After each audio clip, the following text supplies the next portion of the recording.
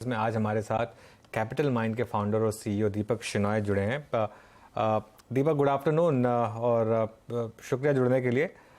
शुरुआत मैं करूंगा HDFC ट्विंस के साथ। फ्राइडे को जो एक मिनी एक्सीडेंट हुआ स्टॉक्स में, फिर मंडे को रिकवरी आई। आपका व्यू क्या है इन स्टॉक्स को लेकर अब? इट्स इंटरेस्टिंग है अनुज। फर्स्टली थैंक्स फॉर आपको आप बुलाने के लिए आपके शो पे। जो HDFC ट्विंस है, जो उनका मर्जर होने वाला है, उसमें काफी इंटरेस्टिंग ये है क्योंकि वो इतनी ज्यादा बड़ी हैं दोनों कंपनीज। तो इनके जो हमारे इंडेक्सेस में जो क्या वेट होगा मर्जर के बाद इसका, वैसे इंडियन इंडेक्सेस तो काफी स्ट्रेट फॉरवर्ड है कि मर्जर हो जाएगा और जो वेट होगा वो फ्री फ्लोट के हिसाब से हो जाएगा। लेकिन फॉरेन इंडेक्सेस में उन्होंने ऐसा अभी कोई रूल रखा है कि फॉरेन पार्टिसिपेशन के बेसिस पे उनका लिमिट चेंज किया जाएगा। तो जो जो मर्ज्ड एंटिटी है, वो HDFC बैंक और HDFC को करने के बाद लोगों का एक्सपेक्टेशन ये था कि उनका जो वेट होगा वो थोड़ा ज्यादा होगा in comparison with what it was earlier.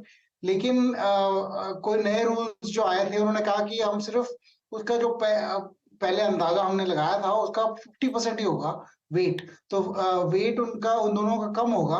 अगर उन दोनों का वेट कम होता है तो करीबन $150 मिलियन जो अभी इंडेक्सेस में, अभी इंडेक्स फंड्स में है, फॉरेन इंडेक्स फंड्स में, उस $150 मिलियन को आई थिंक की सेल होगी। उसी की वजह से स्टॉक 4-4.5% गिरे। इससे कोई फंडामेंटल्स का कोई नाता नहीं है, मतलब कोई भी कुछ बुरा नहीं हुआ है इस कंपनीज में, बट फिर भी क्योंकि इंडेक्स फंड्स को मजबूरी बेचना पड़ रहा है, क्योंकि वेटेज चेंज हुआ है, इसीलिए वो स्टॉक्स गिरे हैं। वैसे सिचुएशन ये है कि अगर जब मर्जर हो जाएगा तो हमें थोड़े जो मेन चीजें हैं उनके इफेक्ट का पता लगेगा, क्योंकि HDFC अभी लैंड फाइनेंस कर सकती है। HDFC बैंक के मर्जर के बाद वो लैंड को फाइनेंस नहीं कर सकती। तो थोड़ा सा ऐसे दो तीन चीजें हैं जो HDFC एज एन NBFC कर सकती है, लेकिन HDFC bank as a bank नहीं कर सकती। तो ये दोनों मतलब ये इसमें ग्रोथ का कितना इम्पैक्ट होगा और ये मार्केट में भी कितना इम्पैक्ट करेगा, ये थोड़े मतलब 2-3 क्वार्टर्स बाद ही पता चलेगा। बट ओवरऑल आई थिंक दोनों मर्जर रेशियो के साथ ही हैं। बहुत बड़ा बैंक बनेगा अगर जब ये दोनों मर्ज होंगे तो I think long term positive है। शॉर्ट टर्म में बहुत सारी चीजें का न्यूज आना बाकी है, तो हम अभी अवॉइड कर रहे हैं जब तक कि क्लैरिटी आए का इंतजार ऑफ कोर्स हम देखेंगे मर्जर के बाद किस तरह का प्ले आउट रहता है। गुड आफ्टरनून दीपक। बैंक्स की बात हुई है तो आज का जो हॉटेस्ट टॉपिक है ये ECL की जो सबसे ज्यादा चर्चा हो रही है, एक्सपेक्टेड क्रेडिट लाइन की क्रेडिट लॉस की जो प्रोविजनिंग अब बैंकों को करनी पड़ेगी। हालांकि कुछ बैंक कह रहे हैं कि RBI की गाइडलाइन आने दीजिए तब समझेंगे, लेकिन थोड़ा बहुत असर देखने को मिला है आज PSU बैंकिंग स्टॉक्स में। और एक चीज आपको याद होगी कि post Covid the PSU banks had a very good run और हमने एसेट क्वालिटी में इंप्रूवमेंट देखी थी, बहुत सॉलिड फुटिंग पर थे।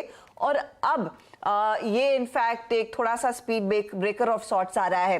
क्या ये डिसलॉज कर सकता है उस रन रेट को कंप्लीटली इन बैंकों में? आपकी अप्रोच क्या रहेगी इन द लाइट की कुछ आएगा यहाँ पर और लोगों को प्रोविजनिंग करनी पड़ सकती है एक्सपेक्टेड लॉस की? तो हर्षदा, एक्चुअली ऐसा होना ही चाहिए था कि बैंक्स ने पहले ही अपने लॉस रेशियोज को का अंदाजा लगा के कि अगर कोई डिफॉल्ट कर रहा है, लेकिन अभी तक उनके 90 दिन नहीं हुए डिफॉल्ट करके, एक्सपेक्टेडली उनके पहले ही प्रोविजन ले लेना चाहिए था। लेकिन PSU बैंक में यूजुअली ऐसा होता नहीं है, वो स्ट्रिक्टली फॉलो करते हैं कि 90 डेज के बाद ही लेंगे। और अभी देखने को ये मिल रहा है कि अगर एक्सपेक्टेड क्रेडिट लॉस ज्यादा है क्योंकि उनके दूसरे पैरामीटर्स के हिसाब से, तो उनको पहले ही प्रोविजन लेना पड़ेगा। इसका इम्पैक्ट वैसे अगर देखा जाए तो नहीं होना चाहिए उतना ज्यादा, लेकिन PSU बैंक्स में ज्यादा है क्योंकि वो जो RBI के करंट रूल्स हैं वो काफी थोड़े से और लैक्स हैं in comparison with using ECL। तो I think they will get impacted the most. Private banks में उतना ज्यादा इम्पैक्ट नहीं, क्योंकि वो अपफ्रंट प्रोविजंस ले लेते हैं जहां पे लॉसेस पहले देखने को मिल जाती है, at least in some of the private banks. क्यों, लेकिन I think overall banking system में थोड़ी सी मतलब थोड़ा सा फाइनेंशियल में हलचल मचेगा, क्योंकि आई थिंक लोग थोड़े से और स्ट्रिक्ट हो जाएंगे, और initial expected credit loss limits थोड़े ज्यादा होंगे। फिर आरबीआई को थोड़ा सा फिर वो अप्रोच करेंगे, बैंक्स कहेंगे कि देखिए इतना तो नहीं ले सकते हम लोग, थोड़ा सा हमें टाइम दीजिए, और फिर वो टाइम दिया जाएगा। तो that way it is going to happen over some time. लेकिन इस टाइम पे large private banks I think वही बेस्ट हैं। बाकी में ईसीएल के आने के बाद काफी मतलब अनसर्टेनिटी है कि कितना होगा, कितने मैग्नीट्यूड का होगा लॉस, और किस तरह से वो प्रोविजंस लेंगे। दीपक, अभी आपके इस कार्यक्रम में शिरकत करने से पहले हम मारुति को लेकर डिस्कशन कर रहे थे। अगर मैं सिर्फ, क्योंकि ऑटो में इस वक्त टू व्हीलर में तो सब पैसा कमा रहे हैं, TVS at all time high, Bajaj auto at all time high, but passenger vehicle segment में बिटवीन टाटा मोटर्स जो कि एक ग्लोबल ऑटो कंपनी है, या फिर एमएनएम या मारुति में से आप क्या पिक करना चाहेंगे? सबके पास एक एडवांटेज डिसएडवांटेज है। टाटा मोटर्स का एक बहुत स्ट्रॉन्ग ईवी पोर्टफोलियो, मारुति की बहुत बड़ी प्रेजेंस नहीं है 2000 सीसी में या फिर एसयूवी डिवीज़न में, और एमएनएम का बीते 2 साल का प्राइस परफॉर्मेंस का सबसे स्ट्रॉन्ग रहा, स्ट्रॉन्ग एसयूवी पोर्टफोलियो। यहाँ पे इस लेवल पे एग्जैक्टली आप क्या बाय करना चाहेंगे? सो ऑनेस्टली वीरेंद्र जी, मेरा जो हमारे पोर्टफोलियो में एमएनएम है, टाटा मोटर्स एक्चुअली अब ग्लोबल प्ले हो गया है, तो यहाँ पे इंडिया का इम्पैक्ट कम है, जेएलआर और वर्ल्ड वाइड का इम्पैक्ट ज्यादा है, और वहां पे काफी रिसेशनरी इम्पैक्ट है। लोन्स के प्राइसेस भी बढ़ गए हैं बाहर, क्योंकि इंटरेस्ट रेट्स इंक्रीज हुए हैं, और डिमांड भी थोड़ा सा कम होता नजर आ रहा है। तो वहाँ ग्रोथ उतनी ज्यादा नहीं होगी, specially in some areas, specially in China. So Tata Motors को हम इसलिए अवॉइड करेंगे, not for the Indian business. Indian business अच्छा भी करेगा तो उनके बिजनेस में काफी मतलब लो इम्पैक्ट है ओवरऑल।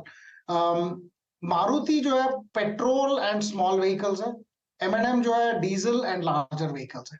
तो अगर कोई नेगेटिव न्यूज आता है डीजल के बारे में, अगर डीजल इंजन फेज आउट करना चाहते हैं as a whole, then MNM को थोड़ा सा नेगेटिव प्रेशर पड़ेगा। लेकिन इन जनरल हमें ये देखने को मिल रहा है कि आई थिंक एसयूवीज जो डिमांड है वो काफी ज्यादा है, मारुति उसमें ज्यादा प्ले नहीं करती है। तो जो उनके एसयूवीज और एमयूवीज है महिंद्रा के, and their commercial vehicle space, plus Mahindra का ये भी है कि वो प्रोमोटर कंपनी है काफी दूसरे कंपनीज की, जिसमें जैसे टेक महिंद्रा हुआ, महिंद्रा लाइफ हुआ, महिंद्रा हॉलीडेज हुए, महिंद्रा सीआई हुआ। तो ये जो सारी और लिस्टेड कंपनीज है उसके प्रोमोटर हैं, तो उनका भी कंसोलिडेटेड रिजल्ट्स एक तरह से उनके पास कंसोलिडेट होके आता है। तो इसलिए हम एमएनएफ को प्रेफर कर रहे हैं अभी, कि ऑटो साइकिल जब तक बढ़ेगा नहीं, some of these other businesses will help them, but जब ऑटो साइकिल वापस आएगा तो उनकी जो स्पेस है diesel, multi utility and sports utility vehicles, और जो कमर्शियल ट्रक्स हैं, उनमें उनमें सबसे पहला इम्पैक्ट होगा। मारुति का इनफैक्ट अभी जो सेल्स आया है वो नंबर 2020 जो कोविड से पहले ईयर था उसमें उससे सिर्फ 10% ज्यादा है। अगर सेल्स देखा जाए तो 3 साल में सिर्फ 10% की बढ़ोतरी, it's not very much in terms of sales. और उनकी जो सेल्स नंबर्स है, वॉल्यूम्स, वो भी अभी 2018 के मुकाबले में मतलब कम ही है इन कंपैरिजन। तो मुझे लग रहा है I think MNM is the best to play among the three. हमने खरीदा हुआ है तो हम बायस्ड है। ठीक है, चलिए मार्केट है डेज हाई इस समय, एक बार निफ्टी लेकर आइए एग्जैक्ट डे हाई पर इस समय हम। और सुबह का जो एक माइनर एक्सीडेंट हुआ था उसके बाद से एक शानदार रिकवरी। बैंक निफ्टी भी ऑलमोस्ट अब डे हाई पर 43,375 हाई था, 43,328 पर इस समय बैंक निफ्टी। तो एक शानदार मूव इस समय इन स्टॉक्स, इन दोनों इंडिसेस में आपको दिखाई देगा। और इवन एसबीआई में भी रिकवरी है, लेकिन तेज़ी को स्पॉन्सर किया पूरी तरीके से एचडीएफसी ट्विंस ने। और दोनों के दोनों स्टॉक्स, एचडीएफसी और एचडीएफसी बैंक, इस समय डे हाई पर, और शानदार मूव यहाँ पर। आईटीसी ये भी एक स्टॉक है जो अच्छा कर रहा है। बाय द वे वो एस्कॉर्ट्स अब इस समय थोड़ा कोलैप्स कर रहा है, थोड़ा पोजीशनिंग का इम्पैक्ट है, क्योंकि काफ़ी रैली ऑलरेडी इसमें हो चुकी थी। अच्छा दीपक, एनबीएफसीज, और यहाँ पर खासतौर से मैं 3 स्टॉक्स पर आपका व्यू चाहूँगा। बजाज फाइनेंस जिसमें एक बड़ी रैली आई, चोलामंडलम जिसके इतने शानदार नंबर्स थे, और मन्नपुरम जहां पर वो ईडी का एक्शन हुआ और एक स्टॉक कोलैप्स हुआ, क्या व्यू होगा आपका? तो आई थिंक जो बजाज फाइनेंस और चोला हैं वो मतलब थोड़े से कंपैरेबल हैं in the space that they are in, लेकिन बजाज फाइनेंस की जो वैल्यूएशन है वो काफी हाई है in comparison. Chola actually almost reach कर रहा है उसी लेवल पे, लेकिन जो चोला ने last 2-3 quarters, in fact last year में जो ग्रोथ दिखाई है वो काफी अच्छी ग्रोथ दिखाई है। बजाज फाइनेंस ने भी काफी ग्रोथ दिखाई है, लेकिन उनके वैल्यूएशंस चोला से ज्यादा थे। तो आई थिंक इन दोनों में अगर मैं मुझसे पूछा जाए तो दोनों काफी एक्सपेंसिव हैं। I would be little careful of putting a large position. I think इनमें पोजीशन बनाना चाहिए, लेकिन over a period of time rather than all at once, क्योंकि टाइम मिलेगा आपको। आपने देखा है बजाज फाइनेंस भी 5,700 तक चला गया था और फिर अब थोड़ा सा रिकवर हुआ है। High is still 7,000 plus. So I think वहां पे पोजीशन बिल्ड करने के लिए टाइम अच्छा है। Big NBFCs they can easily raise capital, क्योंकि उनके उनके डेट मार्केट्स में काफी मतलब वो काफी आसानी से कैपिटल रेज कर सकते हैं। तो उनको उनका फायदा होगा compare to smaller NBFCs. Now Manappuram has a specific problem की एमडी की जो एक पास्ट कोई तो प्रॉब्लम हुआ था, और वो कह रहे हैं कि सिर्फ 10 लाख रुपए का प्रॉब्लम है और उसकी वजह से उन्होंने रेड किया हुआ है या कोई पॉलिटिकल वेंडेटा है। पर ये चीज हमारे पास एक पोर्टफोलियो में है मनप्पुरम, और हम इसको केयरफुली देख रहे हैं, लेकिन इसमें बिजनेस का इम्पैक्ट तो नहीं होना चाहिए। लेकिन हमारे पास में हमने देखा है कि कभी जब भी कोई पॉलिटिकल सिचुएशन आ जाता है कि कोई भी पॉलिटिकल वेंडेटा किसी कंपनी के अगेंस्ट लेना चाहता है, तो कंपनी काफी टाइम तक मतलब थोड़ा सा सफर ही करती है मार्केट में, जब तक कि ये सॉर्ट आउट ना हो जाए। तो वो एक तरह से एक वार्निंग है सबके लिए। हमने तो लोअर लेवल पे खरीदा है, तो हम फिर भी वेट करके देख रहे हैं कि रिजल्ट में और सिचुएशन में क्या चेंज होगा। पर आई वुड से एनीबडी एल्स थोड़ा सा कॉशन लेके ये आइए, क्योंकि ये चीजें जो है वो 6 महीने 1 साल तक रिजॉल्व नहीं होती हैं। कभी कभी और अनलेस कोर बिजनेस बहुत अच्छा करता है देन फिर वो ऑफसेट हो जाता है, नहीं तो फिर ये प्राइस हमेशा ऊपर नीचे वॉलेटिलिटी के हिसाब से मतलब वो वॉलेटिलिटी बहुत ज्यादा ज्यादा हो जाती है। So I would say new entries be careful, that's all. तो नया पैसा लगाने से थोड़ा सा बचे, स्पेशली मनप्पुरम के केस में। दीपक, आजकल सोशल मीडिया पर जो सबसे ज्यादा चर्चा चल रही है वो ओएनडीसी की है और उसका इम्पैक्ट क्या होगा जोमेटो स्विगी पर। कुछ लोग कह रहे हैं इनकी खटिया खड़ी हो जाएगी, कुछ लोग कह रहे हैं कि ये ओएनडीसी अपने प्लेटफॉर्म पर ज्यादा लोगों को लाना चाहता है, इसीलिए डीप डिस्काउंट्स दे रहा है।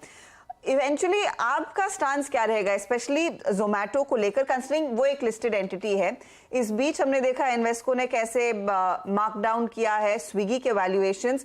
Now does Zomato have to come down to the Swiggy valuation, या फिर स्विगी अब जोमेटो के वैल्यूएशंस के आसपास अब आने लगा है?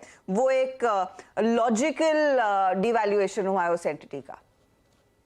हाँ जी, एक्चुअली ऐसे है कि ये प्राइवेट एंट्रीज जो हैं, इन कंपनीज के जो शेयर होल्डिंग है, जैसे इन्वेस्को का शेयर होल्डिंग है, वो पब्लिक कंपनी की तरह नहीं है।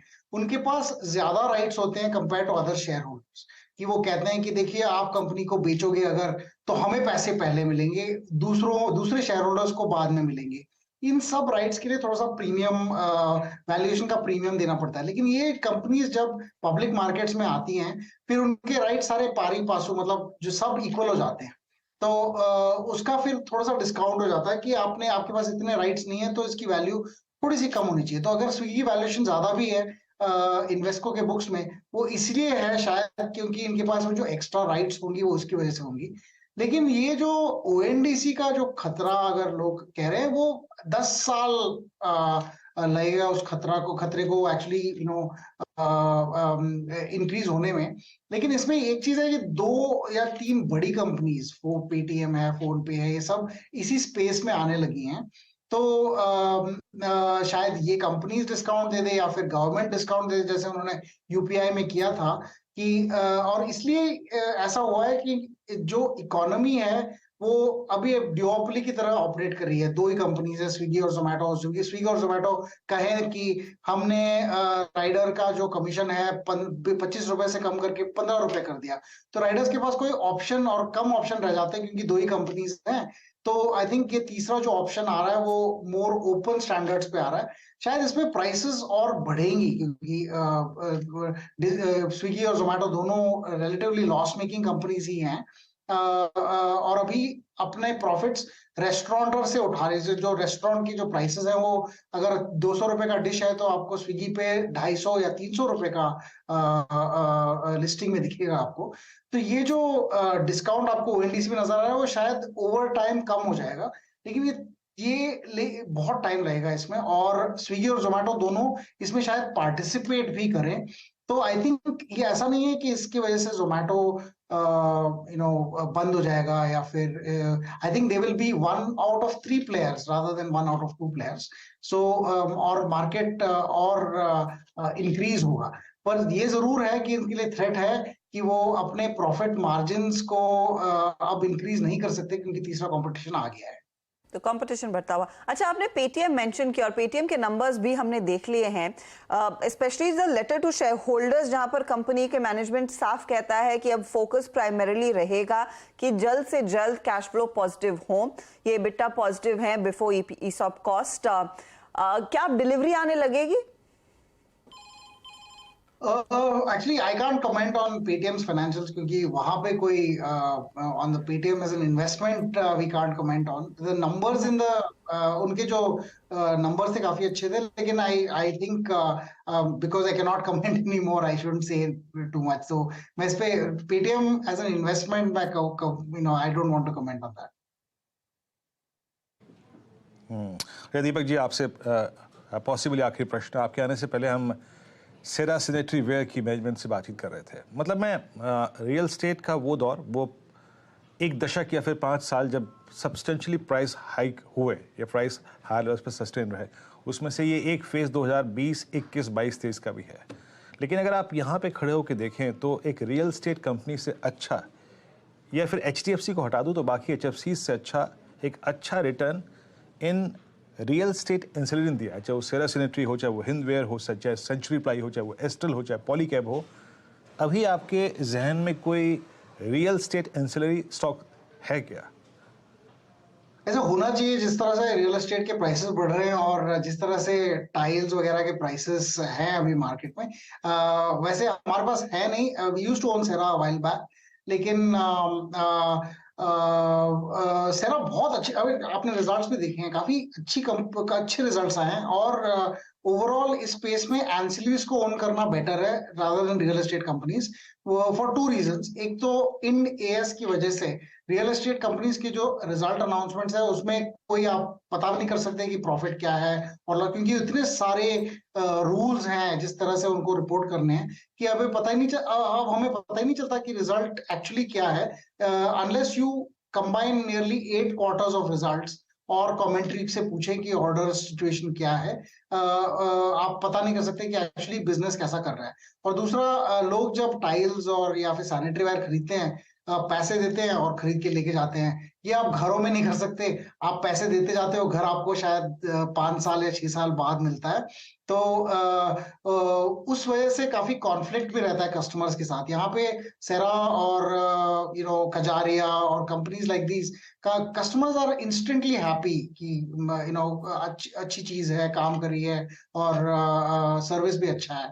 तो I think those are good companies. इनकी जो ROEs हैं वो काफी अच्छी हैं, डेट लेवल्स है बहुत लो हैं, और सेरा में स्पेसिफिकली प्राइसिंग पावर भी है, वो थोड़ी सी प्रीमियम है compared to their immediate competitors.